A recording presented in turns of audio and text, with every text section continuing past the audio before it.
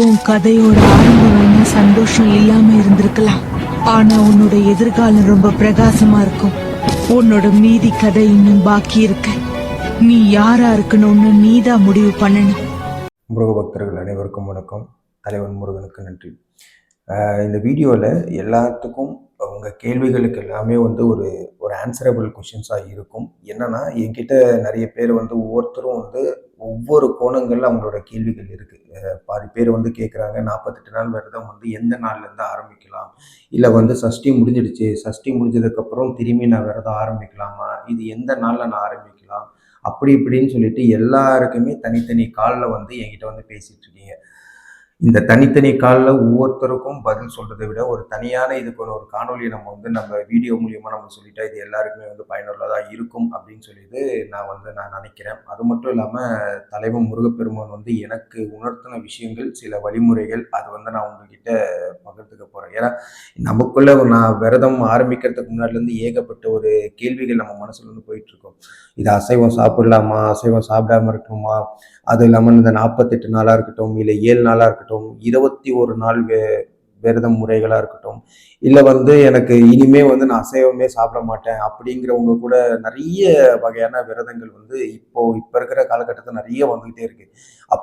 இப்போ என்ன விரதம் எடுத்தால் என்ன பலன்கள், என்ன விஷயமா இப்போ நம்ம விரதம் இருக்கணும். இப்போ நான் இன்னைக்கு நான் முருகனுக்காக நான் விரதம் இருக்கேன் அப்படின்னா என்ன வேண்டுதலுக்காக நீங்க விரதம் இருக்கீங்க, அது எப்படி தொடங்கலாம், அந்த விரதம் முடிப்பது எப்படி, அந்த விரதமோட நீங்க 21 நாளோ இல்லை 48 நாளோ, அந்த 48 நாள் கடைசி நாள்ல விரதம் முடிக்கும் போது நம்ம என்ன பண்ணணும், இந்த விரதம் இருக்கும் நாட்கள்ல நம்ம என்னெல்லாம் பண்ணக்கூடாது அப்படின்னு சொல்லிட்டு நம்ம பார்க்கலாம்.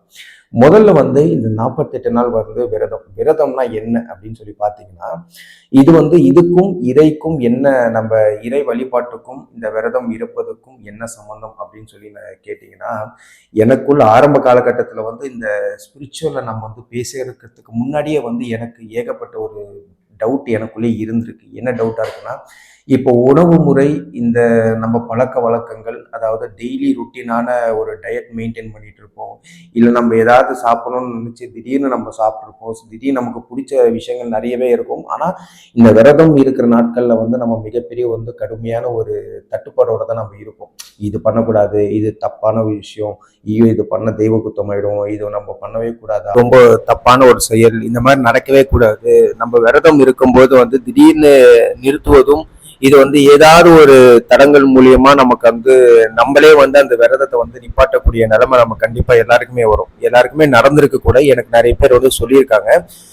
நானுமே இது வரைக்கும் தைப்பூசம் அன்னைக்கு நான் 48 நாள் விரதம் இருந்திருக்கேன். அந்த 48 நாள் விரதம் இருக்கும்போதே மிகப்பெரிய ஒரு கடுமையான ஒரு சூழ்நிலை தான் நானும் சந்திச்சிருக்கேன். ஏன்னா கோயிலுக்கு போகணும், காலையில ஒரு வாட்டி மாலையில ஒரு வாட்டி பூஜை பண்ணணும், அதுக்கப்புறம் வீட்டுக்கு திரும்பி வரணும், திரும்பி வேலைக்கு போகணும், வேலையில சில விஷயங்கள் நான் பண்ணணும், அதுக்கப்புறமா டெய்லி ரொட்டீனே எனக்கு அது ஒரு மிகப்பெரிய ஒரு டாஸ்கா தான் இருந்தது. எப்படின்னா, ஒரு நாளைக்கு இந்த விஷயம் நான் பண்ணணுமா, இன்னைக்கு நான் கோயிலுக்கு போகணுமா, ஒரு சோம்பேறித்தனம் மட்டும் இல்லாம ஒரு உடல் ரீதியா நிறைய பிரச்சனைகள் இந்த போன தைப்பூசம் விரதம் இருக்கும்போது 40 நாள்ல நானே நிறைய விஷயங்கள் உணர்ந்தேன். என்னடா முருகா, ஏன் முருகா எனக்கு மட்டும் இந்த சோதனை, இது எல்லாரும் சொல்லும் போது அவங்கவுங்களுக்கு நடந்த விஷயங்கள் பகிர்ந்துகிட்டீங்க. பாதி பேர் விரதம் ஆரம்பிச்சு ஒரு 3 நாளே நான் விட்டுட்டேனா அப்படின்னு சொல்லியிருந்தீங்க. ரெண்டாவது என்ன அப்படின்னு சொல்லி பாத்தீங்கன்னா, 16 நாள் 18 நாள் முடியும் போது வீட்டுல சில பிரச்சனைகள் யாராவது ஒருத்தவங்க அவங்க குடும்பத்தினர் இறக்கக்கூடிய நிலைமை இருந்ததுக்கு அப்புறம் இவங்க அந்த இடத்துக்கு போய் தான் ஆகணும் அப்படிங்கிறது, அந்த ஒரு வகையில அந்த சூழல்ல இவங்க தள்ளப்படும் போது இவங்க போய் அந்த விரதத்தை முடிக்கிற மாதிரி ஆகி போயிடுச்சு அப்படின்னு சொல்லி நிறைய பேர் அவங்க வருத்தத்தை தெரிவிச்சுங்க. இப்ப நான் என்ன சொல்ல வரேன் அப்படின்னு சொல்லி பாத்தீங்கன்னா, விரதம் நீங்க இருக்கும்போது கன்ஃபார்மா ஏதாவது ஒரு பிரச்சனைகள் வரும். அது மட்டும் இல்லாம சில பல தடைகள் நம்மளே அறியாம இந்த மாதிரி விரதமே இருக்க வேண்டாம், நம்ம மனசும் நம்ம உடம்பும் அது சமநிலைக்கு நமக்கு ஒத்துழைக்காது. இது நிறைய பேர் அனுபவிச்சிருப்பீங்க, நானும் அனுபவிச்சிருக்கேன். இப்போ விரதத்துக்கும் நம்ம முருக வழிபாட்டுக்கும் என்ன சம்பந்தம், இது நிறைய பேருக்கு ஒரு கேள்விக்குறியா இருக்கும்ல. சும்மா எல்லாரும் விரதம் இருக்கிறாங்க, விரதத்தை பத்தி பேசுறாங்க, சஷ்டி விரதமா இருக்கட்டும், கந்த சஷ்டி விரதமா இருக்கட்டும், தைப்பூசமா இருக்கட்டும், எல்லா பங்குனி உத்திரமா இருக்கட்டும், கிருத்திகை விரதமா இருக்கட்டும், எல்லா விரதம் பேசிக்கா விரதம்னா என்ன, எந்தெந்த இறை வழிபாட்டுக்கு வந்து விரதங்கள் வந்து இருக்கு, அப்புறம் முருகனுக்கும் இந்த விரதத்துக்கும் என்ன சம்பந்தம், உண்மையிலே வந்து சஷ்டி விரதம் இருக்கிறாங்க, அதுக்கப்புறம் தைப்பூசம் விரதம் இருக்கிறாங்க, இல்ல பங்குனி உத்திரத்துக்கு விரதம் இருக்காங்க, நிறைய பேர் வந்து உக்கிரமான வேண்டுதல்லாம் வந்து நிறைவேற்றிட்டு இருக்கீங்க முருகப்பெருமானுக்கு. இப்போ உங்க மனசுல இருக்கிற கேள்வி என்ன அப்படின்னு சொல்லி பாத்தீங்கன்னா, ஒருத்தர் வந்து மிகப்பெரிய ஒரு வேண்டுதலை வந்து முருகப்பெருமானுக்காக அவரை தன்னைத்தானியே வந்து ஒரு வருத்திக்கிட்டு படி ஏறதா இருக்கட்டும். இங்க இருந்து கிட்டத்தட்ட திருத்தணிக்கு நான் போய் திருத்தணியில ஒரு நடந்த விஷயத்த வந்து ஒரு முருக பக்தர் வந்து என்கிட்ட பகிர்ந்துகிட்டாரு. நான் வந்து பங்குனி உத்திர அன்னைக்கு வந்து நான் திருத்தணிக்கு நான் போயிருந்தேன். அப்ப திருத்தணிக்கு போகும்போது நிறைய பேர் அவங்களால முடிஞ்ச வேண்டுதல் வந்து, சில பேர் வந்து வேல் வந்து குத்திக்கிறதா இருக்கட்டும், அளவு குத்திக்கிறதா இருக்கட்டும், நிறைய பேர் வந்து இதை விட பயங்கரமான உக்ரமான ஒரு வேண்டுதல் எல்லாம் பண்ணிட்டு இருக்காங்க. அவங்களுக்கு வந்து முருகப்பெருமான் வந்து வழி விட்டுருக்காரா, இல்ல வந்து நான் நினைச்சா ஏன் அந்த மாதிரி வேண்டுதல் வந்து பண்ண முடியல, இல்ல உண்மையாவே இந்த மாதிரி வேண்டுதல் வந்து முருகப்பெருமான் வந்து கனவுல வந்து சொல்றாரா, நீ இது பண்ணணும், இது பண்ணா நான் வந்து பண்றேன் அப்படின்னா, எனக்கும் அது சொல்லும் போது வந்து என்னால எதுவுமே சொல்லவும் முடியல. உண்மையிலே வந்து பாத்தீங்கன்னா இந்த மாதிரி வேண்டுதல் வந்து கனவுல நிறைய பேருக்கு வரலாம், கனவுல வராதுன்னு நான் சொல்ல வரல, கனவுல நிறைய பேருக்கு வரலாம். இப்படி பண்ணாதான் நம்ம முருக பக்தியை வந்து நம்ம காட்டிக்க முடியுமா அப்படிங்கிற ஒரு விஷயத்துக்கு நான் வரல.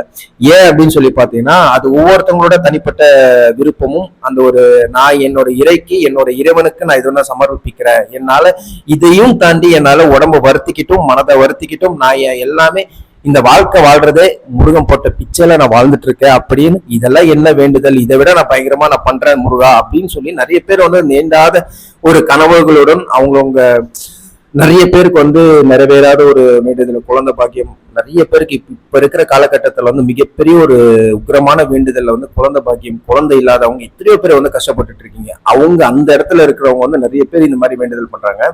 திருத்தணியில இவர் போய் என்ன சொல்லியிருக்காருன்னா, இங்க இருந்து படிக்கட்டு, இங்க இருந்து கீழே இருந்து முருகப்பெருமானை பாக்குற வரைக்கும் ஒருத்தவங்க வந்து நடந்தே முட்டிக்கால் போட்டு படியில ஏறி இருக்காங்க. மிகப்பெரிய ஒரு கடுமையான விரதம். அதுக்கு இந்த வேண்டுதல், இந்த உக்கிரமான வேண்டுதல்லாம் எல்லாரும் பண்ணிட்டு இருக்காங்களா முருக பக்தர்கள் எல்லாருமே, அவங்களுக்கு கண்டிப்பா சொல்றேன், முருகப்பெருமானோட அருள் இல்லைன்னா இந்த வேண்டுதலை நம்ம முதல் படிக்கட்டு கூட நம்மளால எடுத்து வைக்கவும் முடியாது, அதுக்கான ஆற்றலும் நமக்கு கிடைக்காது. இது எல்லாமே முழுக்க முழுக்க முருகப்பெருமானோட அருள் மட்டும்தான். ரெண்டாவது, முருகனுக்கும் இந்த விரதத்துக்கும் என்ன சம்பந்தம், அது கண்டிப்பா நம்ம பேசலாம். என்னன்னா, என்னோட புரிதல் அடிப்படையில் நான் சொல்றேன், எனக்கு முருகப்பெருமான் உணர்ந்த விஷயத்த நான் வந்து சொல்றேன். விரதம்ங்கிறது எல்லாரோட இறை வழிபாட்டுக்கு வந்து சார்ந்ததுதான், முருகப்பெருமானுக்கு மட்டும் இல்லை, எல்லா இறைவனுக்கும் சார்ந்தது. இன்னைக்கும் பாத்தீங்கன்னா இஸ்லாமியர் வழிபாட்டுல வந்து ஒரு விரதம் இருக்கிறாங்க. அந்த ரமணானக்கா இருக்கட்டும், இல்ல பக்ரீதர்கள், எல்லாமே அவங்க அவங்க தனிப்பட்ட நோன்பு வச்சுட்டே வந்து விரதம் இருக்கிறாங்க. அது அவங்களோட தனிப்பட்ட ஒரு இறை சார்ந்த ஒரு பக்திக்காகவும் அவங்களோட இறைவனுக்காகவும் தன்னைத்தானே வந்து அர்ப்பணிச்சுக்கிறாங்க. இப்போ முருகனுக்கு ஏன் விரதம் இருக்கணும் அப்படின்னு சொல்லி பாத்தீங்கன்னா, இது வந்து கண்டிப்பா முருகன் வந்து கேட்கல. நம்ம மூதாதையர்கள் காலத்துல வந்து நான் சொல்றது என்னன்னா, நம்ம முன்னோர்கள் வந்து வாழ்ந்த விதமும் நமக்கு காட்டி வழிகாட்டின விதங்கள்ல தான் இன்னைக்கும் நிறைய பேர் வந்து நம்ம பெரியவங்களா இருக்கட்டும், நம்ம வீட்டுல பெரியவங்களுக்கு வந்து தெரியும். நீங்க வேணா கேட்டு பாருங்க, இந்த வழிபாட்டு எங்க இருந்து ஆரம்பிச்சிருக்கு அப்படின்னு சொல்லி பாத்தீங்கன்னா, அவங்க முன்னோர்கள் காலத்துல இருந்து அவங்களோட இது வந்து ஒரு 3, 4, 5, 6 தலைமுறை வரைக்கும் இது போய்கிட்டே இருக்கும். அதுக்கப்புறம் போனீங்கன்னா இது எங்க இருந்து ஆரம்பிச்சதுன்னு கேட்டீங்கன்னா கேள்வி இருக்காது. ஏனால் அதுக்கு முன்னாடி இருந்தவங்களை வந்து ஏதோ ஒரு யுகத்துல வந்து அழிஞ்சிருப்பாங்க. அவங்க கிட்ட இருந்து பின்பற்ற விதிமுறை தான் இன்னைக்கும் நம்ம வந்து நிறைய சான்றுகள்ல பாக்குறோம். நம்ம நிறைய குடும்பங்கள் வந்து இன்னைக்கும் அதை கடைபிடிச்சுக்கிட்டு மிகப்பெரிய ஒரு வழிபாட்டுல வந்து இன்னைக்கும் இருந்துட்டு இருக்காங்க. அது வந்து ரொம்ப சந்தோஷமா இருக்கு. இன்னைக்கும் வந்து நம்ம அந்த வழிபாட்டு இறை வழிபாட்டு வந்து இன்னைக்கும் அழியாம அதை அப்படியே கடைபிடிச்சு கொண்டு போயிட்டு இருக்கோம். இது நம்ம வருங்கால தலைமுறைகளுக்கும் நம்ம வம்சங்களுக்கும் இதை வந்து நம்ம கை கொடுத்துட்டு நம்ம போயிட்டே இருக்கணும். இதுதான் நம்மளோட எண்ணமா இருக்கணும். இந்த இறை வழிபாட்டுல வந்து அசைவம் சைவம் இது இன்னைக்கும் நான் வந்து இப்ப திரும்ப நான் வீடியோல எல்லா வீடியோலும் சொல்லிட்டு இருக்கேன். இது யாரு இது வந்து சொல்லியிருக்காங்க, இது வந்து தெளிவுபடுத்தியிருக்காங்க, அதெல்லாம் நான் சொல்ல வரல. நான் இது வந்து கன்ஃபார்மா இது வந்து நான் உங்ககிட்ட நான் பதிவு பண்ணிட்டு நான் இருக்கணும். ஏன்னா ஒவ்வொரு காணொலியிலும் நான் வந்து சொல்லிட்டு இருக்கேன். எல்லாரும் மிஸ் பண்ணிருப்பீங்க அந்த வீடியோ. மிஸ் பண்ணாலும் இந்த வீடியோ நீங்க மிஸ் பண்ணாதீங்க. ஏன் சொல்றேன்னா, அசைவமும் சைவமும் இதுக்கான விதிமுறையும் இது என்ன சம்பந்தம், இதுக்கு என்ன, இது வந்து முக்கியமா வந்து பக்தியில வந்து இது சார்ந்தது இருக்கா அப்படின்னா, நான் ஸ்பிரிச்சுவல் ஆரம்பிச்சதுல இருந்து நானே வந்து வெறுத்ததுக்கு காரணமே வந்து அசைவம் சாப்பிட்டா வந்து நம்ம இரையாற்றலோட இருக்க மாட்டோம், நமக்கு வந்து அந்த ஒரு முக்தி கிடைக்காது, நம்ம வந்து முருகப்பெருமானை வந்து அவ்வளவா நம்ம நெருங்க முடியாது அப்படின்னு சொல்லி நிறைய வீடியோக்களை வந்து நான் ஆரம்ப காலகட்டத்தில் வந்து பார்த்துருக்கேன். ஒரு சில ஸ்டெப்ஸும் நான் ஃபாலோ பண்ணியிருந்தேன். அதுக்கப்புறமா நான் முருகப்பெருமானை நெருங்க இந்த அசைவம் சைவம் இது எதுக்குமே வந்து பக்தி வந்து சம்பந்தம் கிடையாது, இது வெறும் உணவு முறை மட்டும்தான் அப்படின்னு சொல்லி நானே எனக்கு வந்து புரிதல் வந்து கிடைச்சிருக்கு. ஆனால் அசைவம் சாப்பிட்டு கோயிலுக்கு போகலாமா அப்படின்னா அது வந்து தவறான ஒரு செயல். அது இன்னைக்கும் என் மனது வந்து ஒத்துக்கல. இதுக்கு என்ன காரணம், இதுக்கு என்ன பின்னணி இருக்கு அப்படின்னு சொல்லி பாத்தீங்கன்னா, இது ஏதோ ஒரு மர்மமான ஒரு விஷயம் இருக்கு. ஏன்னா என் மனசு ஒத்து போகல. இது நிறைய பேருக்கும் தெரியும். இது வந்து சாஸ்திர சம்பிரதாயம் அப்படின்னு சொல்றாங்க. அதையும் தாண்டி மிகப்பெரிய ஒரு எப்படி சொல்றது, நம்மளோட ஆறா வந்து நம்மளோட இறைவனுக்கு வந்து கனெக்ட் ஆகிற வகையில இது வந்து ஒரு தரைகேடா இருக்குன்னு நான் நினைக்கிறேன். அதனாலதான் வந்து நான் வந்து சொல்றது என்னன்னா, நான் அசைவம் சாப்பிடுறேன். நான் இது நீங்க சாப்பிட மாட்டீங்க, இது முன்னாடி நீங்க சொல்லியிருக்கீங்க அப்படின்னா நான் சாப்பிட்டேன். விரதம் அப்படிங்கிற ஒரு நாட்கள்ல மட்டும்தான் இது வந்து நம்ம தவிக்கிறோம். அது 48 நாளா இருக்கட்டும், இல்ல 21 நாளா இருக்கட்டும், இல்ல ஒரு வாரமா இருக்கட்டும், நீங்க இருக்கிற மனசார நீங்க ஒரு முழு பக்தியா ஒரு நாள் அந்த விரதம் இருந்தா கூட அதுல வந்து நீங்க கடுமையா இருங்க. அசைவத்துக்கும் சைவத்துக்கும் இது வந்து வெறும் உணவு முறை மட்டும்தான். இதை வந்து நம்ம அழிக்கிறதா இருக்கட்டும், துன்புறுத்தா இருக்கட்டும், அதெல்லாம் வந்து சம்மந்தம் கிடையாது. நீங்க எப்படி இருக்கீங்க, முருகப்பெருமானுக்கு அன்றைய நாள்ல நீங்க நீங்க முருகப்பெருமானுக்கு நீங்க என்ன அர்ப்பணிக்கிறீங்க, உங்க சார்ந்த உங்க பக்தி எந்த அளவுக்கு இருக்கு, இதுதான் மிகப்பெரிய ஒரு விஷயம் விரத முறையில. மற்றபடி இந்த உணவு முறைக்கு வந்து இதுக்கும் சம்பந்தம் கிடையாது. விரதம் இருக்காங்க, பக்கத்து வீட்டுல வந்து சஷ்டி விரதம் இருந்தாங்க, பங்குனி உத்தரத்துக்கும் விரதம் இருக்காங்க. இந்த மாதிரி நிறைய முருகப்பெருமானுக்கு வந்து உகந்த நாட்கள்ல வந்து நிறைய பேர் விரதம் இருந்துகிட்டே தான் இருக்காங்க. ஆனா எனக்கு மட்டும் நான் வேண்டுதல்ல வந்து முருகனுக்கு காதுல கேட்கலையா, ஏன் நான் வந்து நானும் என் கணவனும் வந்து விரதத்துல வந்து கடுமையா இருந்தும் எங்களுக்கு வந்து கிடைக்கல, ஏன் பலனே கிடைக்கலையா, இல்ல இது எல்லாமே வந்து எப்படி சொல்றது, ஒருத்தவங்களுக்கு ராசி நட்சத்திரம் பொறுத்து இந்த விரதம் இருக்கணுமா, அப்படிலாம் கிடையாது. முருக பக்தர்களே, இன்னைக்கும் உங்க எல்லாருக்குமே வந்து ஒரு வெட்ட வெளிச்சமா நான் சொல்றேன், இந்த ஒரு நம்பிக்கை உங்க மனசுல இருந்து எடுத்துருங்க. ராசி நட்சத்திரம், இந்த ராகு தோசை கேது இதெல்லாம் எடுத்துருங்க. உங்க முழு பக்தி முருகனுக்காக நீங்க என்ன பண்றீங்க, நீங்க உங்க பக்தி எந்த அளவுக்கு உண்மையா இருக்கு, முருகப்பெருமானுக்கு நீங்க என்ன கொண்டு போய் சேர்க்கிறீங்க, உங்க அன்பும் உங்க பக்தியும் உங்க விசுவாசம் மட்டும்தான் இன்னைக்கும் நிறைய பேரை வந்து காப்பாத்திட்டு இருக்கு. மெயினா என்ன காப்பாத்திட்டு இருக்கிறது இது மட்டும்தான். நான் முருகனுக்காக இருக்கிற விஷயங்களும், நான் அவருக்காக வந்து அர்ப்பணிக்கிற விஷயங்களும், தியாகம் செய்யற விஷயங்களும் வந்து அது வார்த்தையால வந்து சொன்னா புரியாது. அது சொல்லிட்டே போனா இதுக்கு தனியா ஒரு பதிவுல நான் வந்து கண்டிப்பா சொல்லணும். பலன்கள் என்ன கிடைக்கும், விரதம் இருந்தா மட்டும்தான் பலன்கள் கிடைக்குமா அப்படின்னா, கண்டிப்பா எல்லாருமே வந்து உண்மையா நீங்க இருக்கிற ஒரு நாளாக இல்ல 7 நாளோ இல்ல வந்து 48 நாளோ இல்ல 21 நாளோ அந்த விரதம் இருக்கும்போது உண்மையா இருங்க, முருகனுக்காக இருங்க. இந்த விரதம் இருக்கும் நாட்கள்ல வந்து என்னெல்லாம் பண்ணலாம், என்னெல்லாம் பண்ணக்கூடாது அப்படின்னு சொல்லி நான் விஷயத்த வந்து நான் சொல்லிடுறேன். இப்ப நான் 48 நாள் விரதம் இருக்கேன் அப்படின்னு சொல்லி பாத்தீங்கன்னா, இந்த 48 நாள் டே 1ல ஆரம்பிச்சு ஏதாவது ஒரு வேளை வந்து நீங்க முடிவு பண்ணிக்கிங்க. அதாவது காலையில நான் சாப்பிட மாட்டேன், இல்ல மதியம் நான் சாப்பிட மாட்டேன், இல்ல இரவு நான் சாப்பிட மாட்டேன், இல்ல நான் 3 வேளையும் நான் சாப்பிட மாட்டேன். ஆனா 6 மணிக்கு மேல முருகப்பெருமான்கிட்ட கோயிலுக்கு போயோ இல்ல வீட்டுல வந்து விளக்கேத்தியோ நான் அதுக்கப்புறம் உணவை சாப்பிட ஆரம்பிப்பேன் அப்படின்னீங்கன்னா மிகப்பெரிய ஒரு நல்ல விஷயம். இந்த மாதிரி இருந்தா கூட நீங்க நல்லது, மிக சிறந்த ஒரு நல்ல விஷயம். தயவு செய்து காலேஜ் போறவங்களா இருக்கட்டும், இல்ல வந்து ஒரு கடுமையான வேலை செய்யறவங்களா இருக்கட்டும், இந்த மாதிரி வந்து விரதத்தை வந்து கடைபிடிக்காதீங்க. இதுக்கு வந்து தவறுதலான ஒரு விஷயம் எதுவுமே கிடையாது. ஏன்னா உங்க உழைப்பு, நீங்க உழைக்கிற விதமும் அது எவ்வளவு பெரிய கடுமையான விஷயம் எனக்கும் தெரியும். நிறைய பேர் வந்து எனக்கு கால் பண்ணி சொல்லிட்டு இருக்கீங்க, இந்த தொழில் நான் பண்றேன், இது மிகப்பெரிய ஒரு கடுமையான ஒரு தொழில், அந்த தொழில வந்து பசி எடுத்துக்கிட்டே இருக்கும், அதை நம்ம உழைக்கிறோம். இந்த உழைக்கிறதே வந்து உணவுக்காக மட்டும்தான். இதுல வந்து முருகன் வந்து எதுவுமே சொல்ல மாட்டாரு. நீங்க இந்த விரதத்துல வந்து நீங்க சாப்பிட்டீங்க, ஐயோ நான் தெரியாம சாப்பிட்டேன், நான் இன்னைக்கு நான் விரதம் நான் மறந்துட்டேன் அப்படின்னா கூட ஒன்றும் பிரச்சனை இல்லை. நீங்க வந்து ஏதோ ஒருவேளை நீங்க சாப்பிடாம இருந்தா கூட போதும். மெயினான விஷயம் என்ன அப்படின்னு சொல்லி பாத்தீங்கன்னா, காலையில நீங்க விரதம் இருக்கிற நாட்கள்ல வந்து முக்கியமான ஒரு மெயினான ஒரு விஷயம் என்னன்னா, பிரம்ம முகூர்த்தம் அன்னைக்கு அந்த 48 நாளுமே எழுந்தீங்க. கணவன் மனைவி 2 பேருமே விரதம் இருக்கீங்களா, 2 பேருமே அந்த 48 நாள் காலையில பிரம்ம முகூர்த்தம் அன்னைக்கு எழுந்திச்சுட்டு வீட்டுல வந்து முருகப்பெருமானுக்கு வந்து விளக்கேத்துங்க. உங்களால முடிஞ்ச நெய்வேத்தியம் காலையில வந்து படைச்சிட்டு நீங்க விளக்கேத்துங்க. திரும்பி சாயங்காலம் என்ன பண்றீங்கன்னா, வீட்டு பக்கத்துல திரும்பி பதிவு பண்ற வீட்டு பக்கத்துல இருக்கிற முருகன் கோயிலுக்கு போயிட்டு வாங்க, சரிங்களா? வீட்டுக்கு பக்கத்துல இருக்க முருகன் கோயிலுக்கு போயிட்டு வந்துட்டு திரும்பியும் வீட்டுல வந்து விளக்கேத்துங்க. இந்த 48 நாள் இதை கண்டினியூஸா நீங்க வந்து ஃபாலோ பண்ணுங்க. இதுல 2வதான ஒரு கீ பாயிண்ட் என்ன அப்படின்னு சொல்லி பாத்தீங்கன்னா, அந்த விரதம் இருக்கும் நாட்கள்ல உங்க 2 பேருக்குமே வந்து மனசங்கடம் ஏற்படும். வேலை டென்ஷன்ல இருக்கட்டும், நம்ம வெளியில நிறைய பேரை வந்து சந்திக்கிறோம், அவங்க மூலியமா நமக்கு வந்து டென்ஷன்கள் வரும். இந்த மாதிரி டென்ஷனும் வெறுப்பும் அந்த மாதிரி இருக்கும்போது விரதமே வேண்டாம் அப்படின்னு சொல்லிட்டு இருக்கிற நாட்கள் கண்டிப்பா வரும். எனக்கு நடந்திருக்கு, அதுக்காக தான் சொல்றேன். அந்த கோபம் உங்களுக்கு வரும்போதோ, இல்ல மனசு வருத்தம் வரும்போதோ, இல்ல விரத்தியாகும் போதோ, நமக்கே இந்த விரதம் இருக்க நாட்கள்ல வந்து நம்ம ஒரு தப்பே பண்ணியிருக்க மாட்டோம். ஆனா நம்ம பண்ணதான் வந்து நமக்கு பழி சுமத்தப்படும். இதுக்கு நம்ம நிறைய பேர் வந்து அதுக்கு ஆளாயிருப்போம். அதுக்காக தான் சொல்றேன், அந்த மாதிரி ஒரு இக்கட்டான ஒரு நிலைமை உங்க மனசுக்கு வந்து அடிபடுற மாதிரி இருந்துச்சுன்னா முருகனை மட்டும் நினைச்சுக்கோங்க. அது அப்படியே வந்து ஒண்ணுமே இருக்கு, அந்த விஷயத்தை விட்டு நீங்க வெளியே வந்துடுவீங்க. இதுதான் ஒரு விஷயம். அப்புறமா வந்து நிறைய பேர் கேட்டது வந்து மாலை போட்டுக்கலாமா, மாலை போட்டு நான் விரதம் ஆரம்பிக்கலாமா, இல்லை மாலை போடணுமா, இது கம்பல்சரியான ஒரு விஷயமா அப்படின்னா, இந்த மாலை அணியிறது வந்து எதுக்காக அப்படின்னு சொல்லி பார்த்தீங்கன்னா, நம்ம வந்து மாலை அணிஞ்சிட்டோம்னா நம்ம வந்து அந்த சில பல செயல்கள்ல இருந்து நம்ம கட்டுக்கோப்பா நம்மளை வந்து ப்ரொடெக்ட் பண்ற மாதிரி தான் நம்ம நினைச்சுக்கிட்டு, நம்ம ஒரு முழு பக்தி நமக்கு அப்பதான் வரும் அப்படின்னு சொல்லிட்டு நம்மள வந்து செக்யூராகவும் நம்மளை வந்து ப்ரொடெக்ட் பண்ணிக்கிட்டு நம்ம வந்து கொஞ்சம் கண்டிஷனலா இருக்கிறதுக்காக மட்டும்தான் மாலை.